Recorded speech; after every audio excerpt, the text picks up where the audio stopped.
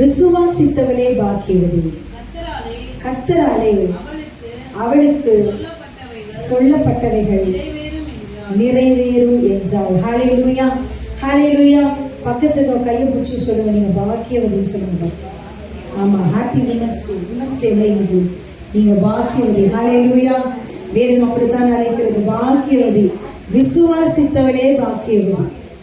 சொல்லிட்டீங்களா? பாக்கியவதின்னு சொல்லிட்டீங்களா? இப்ப கேளுங்க, விசுவாசிக்கிறீங்களா? விசுவாசித்தவளே பாக்கியவதி என்று வேதம் சொல்லுகிறது. யாரை பாக்கியவதி என்று வேதம் அழைக்கிறது? விசுவாசித்தவளை பாக்கியவதி என்று வேதம் அழைக்கிறது. அவளுக்கு என்ன நடக்குமா? கர்த்தராலே அவளுக்கு சொல்லப்பட்டவைகள் நிறைவேறும். கர்த்தராலே சொல்லப்பட்டவைகள் நிறைவேறும். விசுவாசம் தான் உலகத்தை ஜெயிக்கிற ஜெயம். விசுவாசம் இருந்தாதான் எனக்கு கர்த்தரால் சொல்லப்பட்டவைகள் நிறைவேறும். விசுவாசம் இருந்தால்தான் நான் பாக்கியவதி. ஏன் நான் பாக்கியவதினா, கர்த்தர் எனக்கு சொல்ற காரியங்கள்லாம் எனக்கு நல்ல காரியங்கள் தான் ஆண்டவர் சொல்றாரு. எனக்கு நன்மையான காரியங்கள் தான் ஆண்டவர் சொல்றாரு. அதனால கர்த்தருடைய கரத்திலிருந்து நான் நன்மையை பெற்றுக் கொள்ளுகிறதுனால நான் பாக்கியவதியா இருக்கிறேன். கரெக்டுங்களா? அப்போ கர்த்தருடைய கரத்திலிருந்து நான் எப்படி நன்மையை பெற்றுக் கொள்கிறேன்? விசுவாசம் இருந்தா மட்டும்தான் கர்த்தருடைய கரத்திலிருந்து நான் நன்மையை பெற்றுக்கொள்ள முடியும். அதனாலதான் நான் பாக்கியவதி. எனக்கு எந்த நன்மையுமே நடக்கல, நானே ரொம்ப மோசமா இருக்கேன், என்னை பார்த்து ஏதாவது பாக்கியவதின்னு சொல்லுவாங்களா? பரிதாபப்பட்டு தான் போவாங்க. அப்போ என்ன பாக்கியவதின்னு சொல்லணும்னா கர்த்தரால் சொல்லப்பட்டவை எனக்கு நிறைவேறும். அப்போ கர்த்தரால் சொல்லப்பட்டவை எப்போ எனக்கு நிறைவேறும்? என்னுடைய விசுவாசத்தினால் அது நிறைவேறும். ஹல்லேலூயா, ஹல்லேலூயா. அதுக்கு ஒரு சம்பவம் தான் இன்னைக்கு சொன்ன விஷயங்களை கொஞ்சம் ரீகேப் பண்ண நான் ஆசைப்படுறேன். மார்க் எழுதின சுவிசேஷம் 9வது அதிகாரம். மார்க் எழுதின சுவிசேஷம் 9வது அதிகாரத்துல ஒரு சம்பவம் நடக்குது.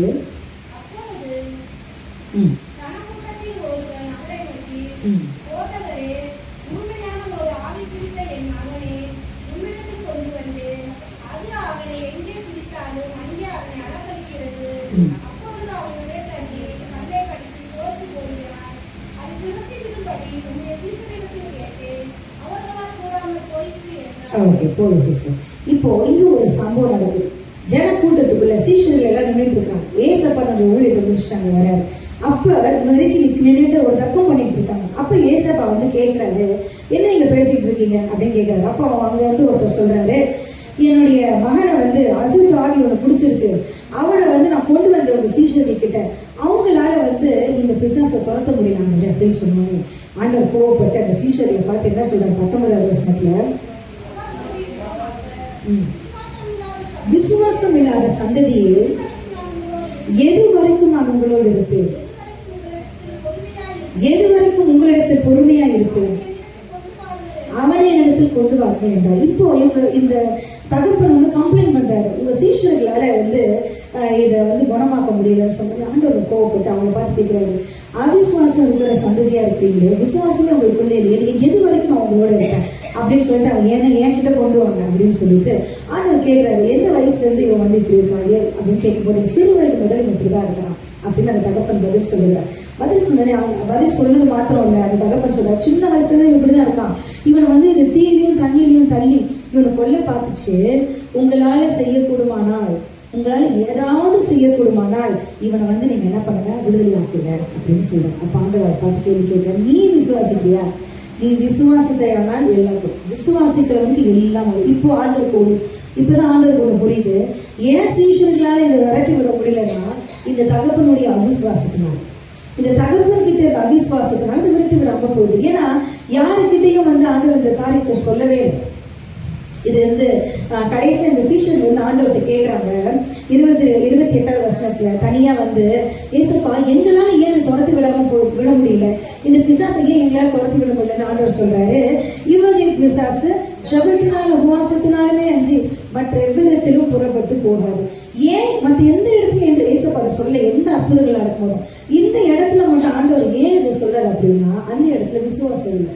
விசுவாசம் அந்த இடத்துல கிரியை செய்யாததுனால இப்ப எதான் கிரியை செய்ய ஆரம்பிக்கணும்னா, ஜெபமும் விசுவாசமும் தான் கிரியை செய்யும், வேற வழி கிடையாது. அப்ப விசுவாசம் இருக்கிற இடத்துல நான் போட்டு போராடணுன்ற அவசியமே இருக்காது. என்னுடைய விசுவாசத்தை நான் ஆக்டிவேட் பண்ணி விட்டாலே போதும், ஆட்டோமேட்டிக்கா என்னுடைய காரியங்கள் நடைபெற ஆரம்பிச்சிடும். இப்போ இந்த இடத்துல தகப்பன் கிட்ட விசுவாசமே இல்லாததுனால இப்ப எதனாலதான் துரத்து விடணும்? உபவாசத்தினாலும் ஜெபத்தினாலும் தான் துரத்து விட வேணும் என்கிற ஒரு சூழ்நிலை ஆகிவிட்டது. அப்ப என்னுடைய காரியங்கள், நிறைய காரியங்கள் எதுக்கு அங்கங்க அப்படியே நிக்குது அப்படின்னா அந்த இடத்துல விசுவாசம் இல்லாத ஒரு காரியத்தினால.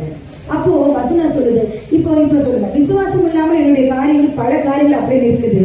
இப்ப நான் என்ன பாக்கியவதுன்னு அழைக்க முடியுமானா கேள்விக்குறிதான். அப்ப என்னுடைய காரியங்கள் முடிக்க வேண்டும் என்று சொன்னா எனக்குள்ள இருக்கிற விசுவாசத்தை நான் ஆக்டிவேட் பண்ணுவேன். அது என் கையில தான் இருக்குது. இயேசுங்கிற நாமத்துக்குள்ள எல்லாம் மறைந்து இருக்கிறது. ஆனால் சந்தேகப்படாமல் என்னுடைய விசுவாசத்தை நான் எடுத்து முன்வைக்கும் போது என் காரியங்கள் ஆட்டோமேட்டிக்கா நடக்கும். அங்க கஷ்டமே பட வேண்டாம். அப்படிதான் அந்த பெரும்பாலும் உள்ள ஸ்திரீக்கு நடந்தது. அந்த அம்மா விசுவாசத்தோட வந்தாங்க, வல்லமை ஆண்டவர்கிட்ட ஆட்டோமேட்டிக்கா புறப்பட்டு போனது. இவன் வந்து எல்லார்கிட்டையும் சின்ன வயசுல இருந்தே இந்த தகப்பன் புறானா எதுவுமே நடக்கல. அப்ப ஆண்டவர் புரிஞ்சிச்சு. இப்ப இந்த சீசன் வந்து கேக்குறாங்கல்ல, ஆண்டவரே ஏன் எங்களால துரத்தி விட முடியல? அப்ப ஆண்டவர் ஏன் அது முன்னாடி சொன்னதை சொல்லல? ஏன்னா அவங்க விசுவாசம் தான் திட்டினார், முதல்ல திட்டினார்ல, அவிசுவாசம் உள்ள சந்ததியை இதுவரைக்கும் நான் இருப்பேன். இப்ப ஆண்டவர் அதை சொல்லல. ஏன்னா ஆண்டவர் புரிஞ்சிச்சு, சீஷர்களிடம் விசுவாசம் இருக்கிறது, தகப்பனிடத்துல விசுவாசம் இல்லை. அதனால இந்த இடத்துல அற்புதங்களை செய்ய முடியவில்லை. ஒரு இடத்துல நம்ம வாசிக்கிறோம், சொந்த ஊர்ல ஜனங்க விசுவாசத்தினால இயேசுப்பாவால் அந்த இடத்துல நிறைய அற்புதங்களை செய்ய முடியவில்லை. அப்போ என்னுடைய காரியங்கள், சில காரியங்கள் அப்படியே நிற்கிறதுக்கு காரணம் என்னுடைய விசுவாசம் ஆக்டிவேட் பண்ணவே இல்லை. ஈஸியா சிம்பிளா என்னுடைய விசுவாச அறிக்கையை நான் செய்யும் போது என்னுடைய காரியங்கள் நடைபெறுவதை நம்ம பார்க்க முடியும். அப்போ என்ன சொல்லுவாங்க எல்லாரும், பாக்கியவதி என்று சொல்லி அழைப்பார்கள். எபிரேயர் எழுதின நிருபம் 11வது அதிகாரம் 33வது வசனம். எபிரேயர் ராஜ்யம் யாரை பத்தி சொல்லப்படுது? விசுவாசம் உள்ளவர்களை பத்தி இந்த இடத்துல பேசப்படுது. அவர்கள் ராஜ்யங்களை ஜெயித்தார்கள்.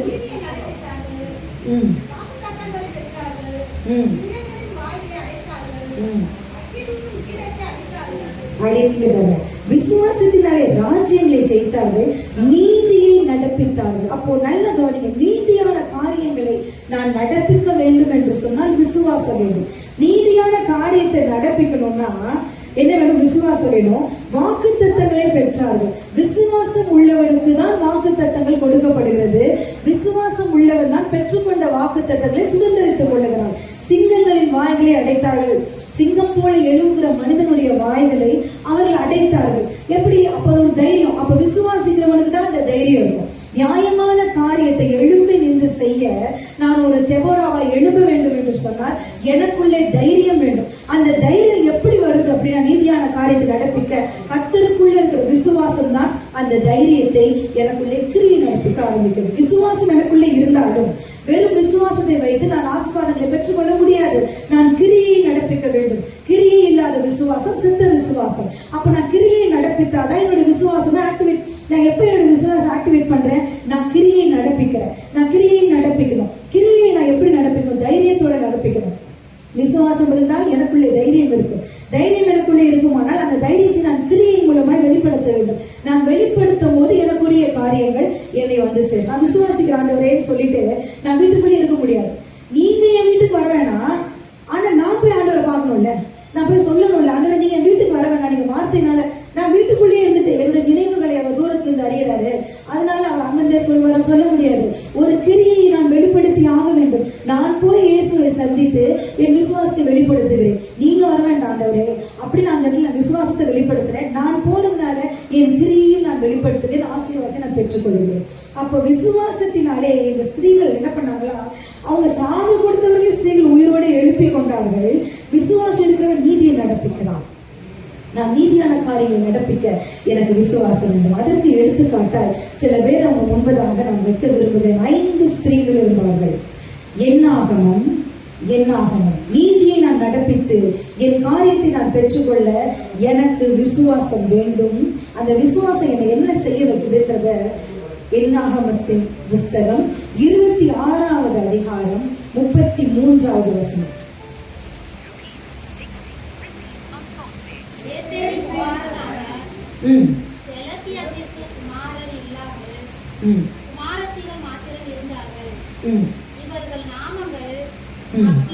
மக்லால், நோவால், ஓக்லால், மில்கால், திர்சால் என்பவர்களே. இப்போ ஏப்போரின் குமாரனான செலோப்பியாத்துக்கு குமாரன் இல்லை. நல்லா கவனிங்க. ஆண்டவர் வந்து மோசேக்கு எழுதி கொடுக்குறாரு, கட்டளையில எழுதி கொடுக்கும் போது எப்படி வந்து தன்னுடைய தகப்பனுடைய சுதந்திர விகிதத்தை மகன்களுக்கு கொடுக்க வேணும்னு சொல்லி ஆண்டவர் கட்டளையா எழுதி கொடுக்குறாரு. மகன்களுக்கு பிரிச்சு கொடுக்கணும் அப்படின்னு சொல்லி கட்டளையில எழுதி கொடுக்குறாரு. அப்படி எழுதி கொடுக்கும் போது என்ன ஆகுது, இந்த குடும்பத்துல மகனே இல்லை, வெறும் மகள்கள் தான் இருக்கிறாங்க. யோசிச்சு பாருங்க, கர்த்தர் கட்டளையை மோசேவுக்கு டைரக்டா எழுதி கொடுக்குறாரு. மோசே ஜனங்க கிட்ட அதை சொல்றாரு. இப்படி சொன்னனால ஜனங்க எப்படி தகப்பனுடைய சுதந்திரத்தை இந்த ஆண் பிள்ளைகள் என்ன பண்றாங்கன்னா பிரிச்சு பெற்றுக்கொள்கிறார்கள். இப்போ இவன் வரும்போது இவங்களுக்கு வந்து மகன் இல்லாததுனால இவனுடைய பேரையே கொண்டு வரல, மகள்கள் இல்லாததுனால பேரை கொண்டு வரல. யோசிச்சு பாருங்க, மோசேக்கு கர்த்தரே எழுதி கொடுத்தாரு. இப்போ இந்த 5 பேர் என்ன பண்றாங்கன்னா ரொம்ப தைரியமா, அவங்களுக்கு புரியுது தன்னுடைய தகப்பனுடைய சுதந்திர வேணும். மகன் இல்லாதனால என்ன, நாங்க மகள்கள் இருக்கிறோமே, மற்றவங்க தான் என்ன பண்ணிருப்போம். யோசிச்சு பாருங்க, ஐயோ ஆண்டவரே எழுதி கொடுத்தாரு, ஆண்டவருக்கு தெரியாதானே நம்ம எல்லாம் இருக்கிறோன்னு. ஆண்டவர் எழுதி கொடுத்து நம்ம பேசாம இருப்போம், நம்ம கடைசி வரைக்கும் அப்படியே இருந்துட்டு போயிடலாம். அப்படி இல்லை, இது நீதியான காரியம் என்பதை அவர்கள் அறிந்தவர்களாய் தைரியத்தோட என்ன பண்றாங்க அப்படின்னா போறாங்க மோசே கிட்ட. 27வது அதிகாரம், 27வது அதிகாரத்துல 3வது வசனம், 2-3 வசனம், 2வது வசனத்தை வாசிங்க.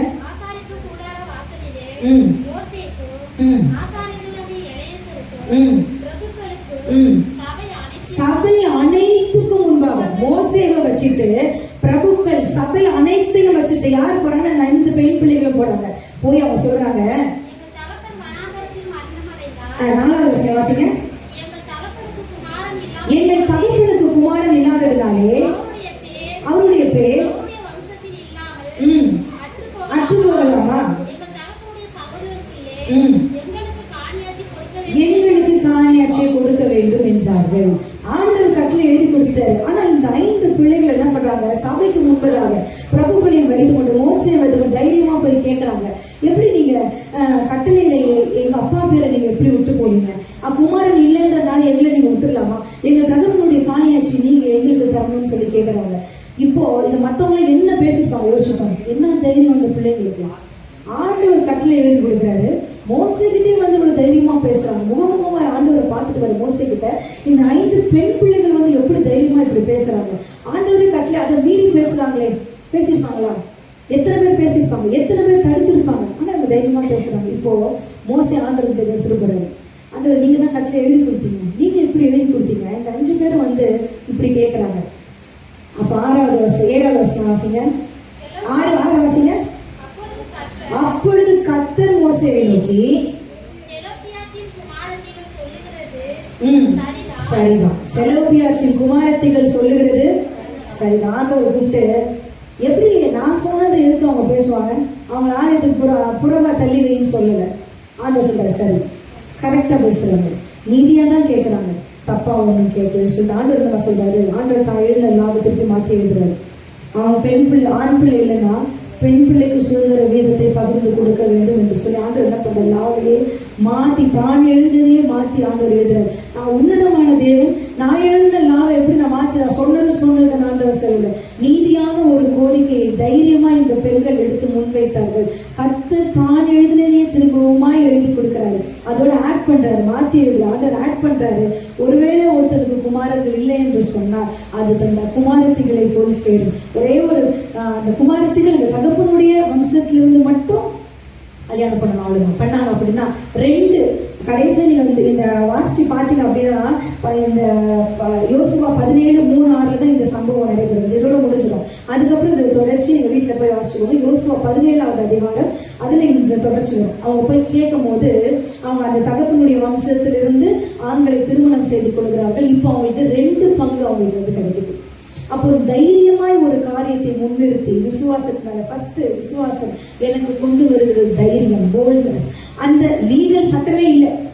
சட்டமே என்ன சொல்லுதுன்னா ஆம்பளை பிள்ளைங்களுக்கு பிரிச்சு கொடுக்கணும். ஆனா சட்டம் இல்லாத நீதியாச்சே அப்படின்னு தெரிஞ்சதுனால நீதியான வழியில போய் மோசேக்கிட்டே போய் பேசுறாங்க. சபைக்கு முன்பதாய் போய் தன்னுடைய நீதியான காரியத்தை எடுத்து முன்வைக்கிறார்கள். விசுவாசம் என்னை நீதியான வழியிலே நீதியின் கிரியை நடப்பிக்க என்னை முன்னோக்கி கொண்டு செல்வது, என் காரியத்தை நான் பெற்றுக்கொள்ள. ஹல்லேலூயா. அதனாலதான் விசுவாசம் எனக்கு இருக்கும் என்று சொன்னால் எனக்குள்ள தைரியம் உண்டு. நீதியான காரியத்தை நடப்பிக்க நீ அமைதியா இருக்குன்னு சொல்லுவாங்க. நீ அமைதியா இரு, நீ ஏன் பேசுற, நீ பொம்பளை பிள்ளை, நீ பேசாதன்னு சொல்லுவாங்க. இந்த எடுத்துக்காட்டு தைரியமா வச்சுட்டு நீதியான காரியத்தை வைக்கிறீங்கன்னா நீங்க முன்னெடுத்துட்டே போங்க. ஆண்டவர் எழுதி கொடுத்து முன்னாடி போய் நீதியான காரியத்தை நின்று பேசினாங்க. ஆண்டவர் அந்த வித்தியாசத்தை பார்க்கல. நீதியை யாருனாலும் பேசலாம். அநியாயம் பண்றான் ஒருத்தர் போது நீதியை நான் எடுத்து வைப்பேன் என்று சொன்னா கர்த்தர் என் சார்பில் தான் நிற்கிறார். ஆண் என்றும் பெண் என்றும் அவர் பார்ப்பதில்லை. ஹல்லேலூயா, ஹல்லேலூயா. மோசே கிட்ட போய் தைரியமா நின்னாங்க, போல்டா நின்னாங்க, நீதியான வழியில போய் நின்றாங்க. எப்படி நின்றாங்க? விசுவாசம் இருந்தது. என்ன விசுவாசம்? கர்த்தர் நீதி உள்ளவர், நீதியை செய்வார் அப்படிங்கிற விசுவாசம் இருந்தது. அது நேர்மையான வழியிலே அவர்கள் கொண்டு சென்றார்கள். அடுத்தது அவங்களுக்கு என்ன இருந்ததுன்னா ஞானம் இருந்தது. ஞானம் என்ன ஞானம் இருந்தது? அவங்க முன்னாடி அந்த வம்சங்களை எல்லாம் எடுத்து பார்க்குறாங்க. இந்த சுதந்திர வீதம் தன் தகப்பன் இங்கதான் பிறந்து வளர்ந்தாரு, அதனால இந்த சுதந்திர வீரம் நாமும் இங்கதான் பிறந்து வளர்ந்தோம், அதனால இந்த நம்மளுடைய தகப்பனுடைய சுதந்திர வீரம் நமக்கு வரணும் அப்படின்னு சொல்லி அதையெல்லாம் எடுத்து பார்த்து நியாயமான வழியிலே ஞானத்தோடு அவர்கள் செயல்பட்டார்கள். எல்லாரையும் வச்சுட்டு பேசுறாங்க. ஏன்னா மாதிரி பேச முடியாது பாருங்க. ஞானத்தோடு அவர்கள் செயல்படுறாங்க. அப்போ விசுவாசம் எனக்கு ஞானத்தை தருகிறது, தைரியத்தை எனக்கு தருகிறது, நான் என்னுடைய காரியங்களை பெற்றுக்கொள்ள எனக்கு வழிவகுக்கிறது. ஹல்லேலூயா, ஹல்லேலூயா, ஹல்லேலூயா. அப்படிதான். அதனாலதான் வசனம் சொல்லுது, விசுவாசித்தவளை பாக்கியவதி, கர்த்தராலே அவளுக்கு சொல்லப்பட்டவைகள் நிறைவேறும். எப்படி நிறைவேறும்? விசுவாசிக்கிறவளுக்கு தான் நிறைவேறும். அந்த விசுவாசித்தவள் எப்படி இருப்பாள் என்று சொன்னால் அவர் கிரியை நடப்பிக்கிறவராய் இருப்பாள். எப்படிப்பட்ட கிரியை நடக்கிறவராய் இருப்பாள்? நீதியான கிரியை நடப்பிக்கிறவராய் இருப்பாள். அந்த நீதியான கிரியை நடப்பிக்கும் போது அநேக தடைகள் வந்தாலும் கர்த்தருக்குள்ளே தன்னை பலப்படுத்தி கொண்டு எழும்பி நிற்கக்கூடிய ஒரு பெண்ணாய் அவள் இருப்பாள். ஹல்லேலூயா. அப்படிதான் வேதத்துல நின்ற பெண்கள் எல்லாம் தைரியம் பண்ணாங்க. தைரியம் இல்லாம எதுவுமே செய்ய முடியாதுங்க. பரிசுத்த ஆவி மரியாள் கிட்ட வந்து சொல்றாரு, உனக்கு பரிசுத்த ஆவியின் இடத்தில் வரும், நீ பிறப்பிக்க போகிறது பரிசுத்தம் உள்ளது என்று எண்ணப்படும். அதை ரிசீவ் பண்ணதுக்கு ஒரு தைரியம் வேணும். திருமணமாகாத ஒரு பெண், அவளிடத்தில் பரிசுத்தா யாராவது நம்புவாங்க? அந்த கதையை போய் நான் சொன்னா என்ன பேசுவாங்க? என்னை ரொம்ப கேவலமா பேசுவாங்க. நிந்தையை சுமக்கும்படி மரியாள் தைரியம் கொண்டாள் நீதியான வழியிலே. அதனாலதான் இந்த காரியம் இன்றைக்கும் நாங்கள் அவளை பாக்கியவதை கிருபை பெற்றவள் என்று சொல்லுவதற்கான ஒரு காரியம். இயேசுவின் பாதத்தில் போய் தைலத்தை ஊற்ற மரியாளுக்கு ஒரு தைரியம் இருக்குது. சீடர்கள் எல்லாம் உட்கார்ந்துருக்கிறாங்க, கூட்டம் உட்கார்ந்துருக்கு. அந்த இடத்துல ஒரு பெண் அந்த பரிமள தைலத்தை எடுத்துக்கொண்டு போய் ஊத்தணும்னா அது பெரிய தைரியம் வரும். எல்லாரும் தடுப்பாங்க. சின்ன பசங்களே தடுத்தவங்க தானே சீஷர்கள், எல்லாரையும் தடுப்பாங்க. நீ பாவியான ஸ்திரீயா செய்வ பேசுவாங்க, பேசினாங்க.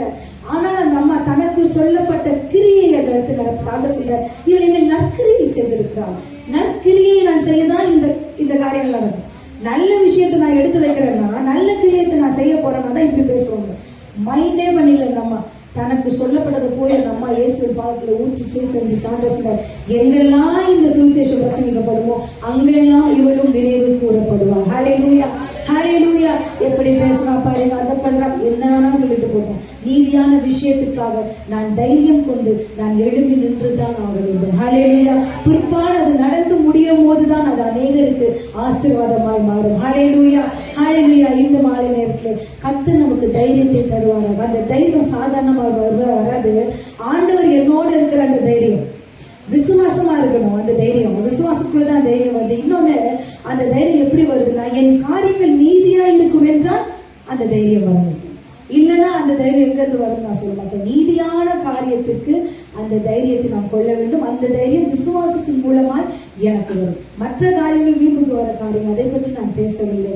அப்போது என்னுடைய காரியங்கள் விசுவாசித்தவளே பாக்கியவதி, கர்த்தராலே சொல்லப்பட்டவைகள் அவளுக்கு நிறைவேறும், எனக்கு நிறைவேறணும். நான் விசுவாசத்தோட முன்னோக்கி செல்லணும். நான் விசுவாசத்தோட, வெறும் விசுவாசத்தோடு அப்படியே நின்று விடக்கூடாது. நான் கிரியை நடப்பிக்க வேண்டும். தைரியத்தோடு நற்கிரியைகளை நான் எடுத்து செய்யும் போது கர்த்தரால் எனக்கு சொல்லப்பட்டவை எனக்கு நிறைவேறும். ஆண்டவர் எனக்கு வார்த்தை கொடுத்தா நான் வெறும் ஜபத்தோடு நின்று விடாது. எனக்கு எப்படி ஆண்டவர் செய்வார்? ஏதோ ஒரு வழியில் ஆண்டவர் செய்வார். அப்படின்னு நான் நின்று விடவே கூடாது. மனுஷனால கூடாதவைகள். ஒரு தடவை ஒரு மீட்டிங்ல ஒரு ஊழியக்காரத்தை சொன்னாங்க, ஒரு பாஸ்டர் உடம்பு சரியில்லாமல் போயிடுச்சான். காலில் ஒரு பெரிய கட்டி வந்துச்சான். அந்த கட்டி வந்தோடனே அவர் ஜோம் பண்ண ஆரம்பிச்சார். ஆண்டவரே இந்த கட்டியை எடுத்து போடுங்க ஆண்டவரே அப்படின்னு ஜெபிக்க ஆரம்பித்தோடனே ஜோம் பண்ணுறாரு, கட்டி சரியே ஆகலை. அப்புறம் நொண்டி நொண்டி போகிறாரு. அப்புறம் அவங்க விசுவாசத்தை பார்க்குறாரு, என்னங்க யார் நொண்டி நொண்டி வரீங்க, இந்த மாதிரி ஒரு பெரிய கட்டி வந்துருச்சு. அப்பா சொல்கிறாரு, அந்த மாத்திரை இந்த மெடிக்கல் ஷாப்பில் இருக்குது, எனக்கு இப்படி தான் வந்துச்சு, இதை வாங்கி போட்டேன், இதை வந்து நீங்களும் வாங்கி போடுங்க சரியாயிடும் அப்படின்னு. இல்லை இல்லை இல்லை, நான் மாத்திரைலாம் போட மாட்டேன். இது ஒரு பெரிய பிரசங்கியாளர் மீட்டிங்கில் எனக்கு சொன்னாங்க, அண்ணன் சின்னது.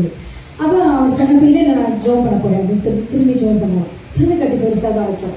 அப்போ ஆண்டவரே எனக்கு இந்த கட்டி சரியாகவும் நான் ஜெபிக்கிறேன், நீங்கள் எனக்கு சுகமே தர மாட்டீங்க. அப்போ ஆண்டவர் சொல்லி ஜெபிக்கும் போது சொன்னாராம், மனுஷனால் கூடாதவைகள் உமால தேவனால் கூடுமே அப்படின்னு ஆண்டவர் சொல்லி திரும்பி சொல்லு, மனுஷனால் கூடாதவைகள் தேவனால் கூடுமே, மனுஷனால் கூடாததுதான் தேவனால் கூடுன்னு சொன்னேன்.